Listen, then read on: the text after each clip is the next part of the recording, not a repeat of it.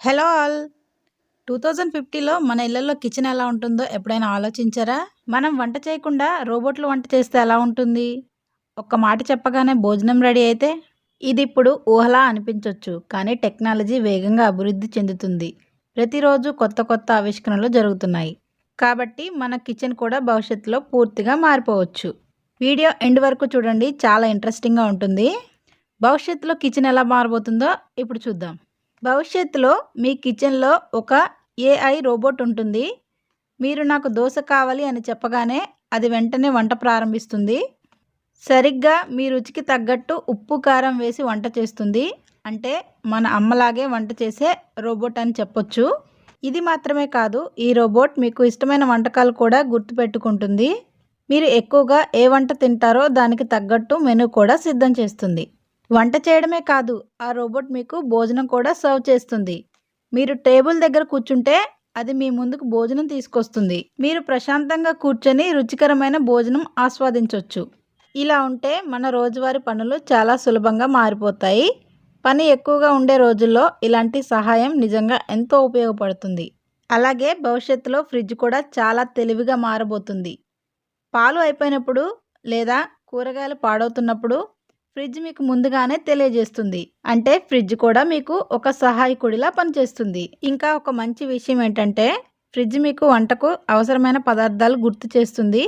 మీ ఇంట్లో ఉన్న పదార్థాలతో ఏ వంట చేయొచ్చో కూడా సూచిస్తుంది. అలా ఫ్రిడ్జ్ చెప్పగానే అవసరమైన సరుకులు ఆటోమేటిక్గా ఆర్డర్ అవుతాయి. కొద్దిసేపట్లోనే డ్రోన్ మీ ఇంటి ముందుకు వచ్చి కూరగాయలు, సరుకులు డెలివరీ చేస్తుంది. బయటికి వెళ్లాల్సిన అవసరం కూడా ఉండదు. ఇలా ఉంటే మన సమయం కూడా చాలా సేవ్ అవుతుంది. మనకు అవసరమైన ప్రతిదీ సులభంగా మన ఇంటికే చేరుతుంది.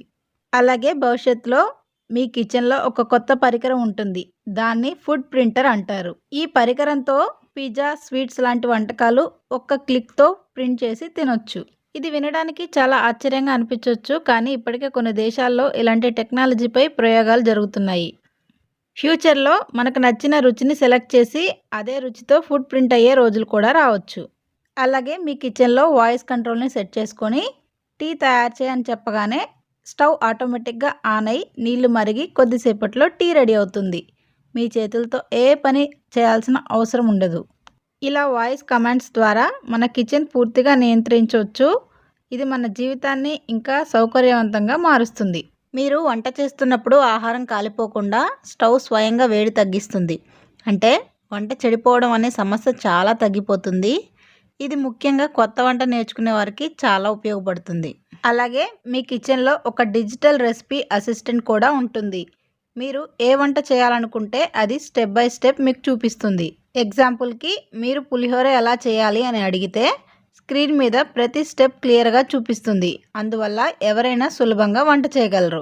మీరు ఎక్కువగా ఉప్పు లేదా నూనె వాడితే సిస్టమ్ వెంటనే హెచ్చరిస్తుంది. అంటే మనకు ఆరోగ్యకరమైన ఆహారం తినడానికి చాలా సహాయం చేస్తుంది. ఈ టెక్నాలజీని వాడడం వల్ల భవిష్యత్తులో కిచెన్లో వ్యర్థం చాలా తక్కువగా ఉంటుంది.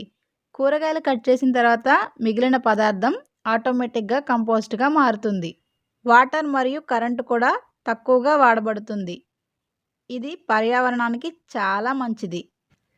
మన ఇళ్లలో చాలాసార్లు సరుకులు ఎక్కడ పెట్టామో మర్చిపోతాం కదా, కానీ భవిష్యత్తులో స్మార్ట్ స్టోరేజ్ సిస్టమ్ ఉంటుంది.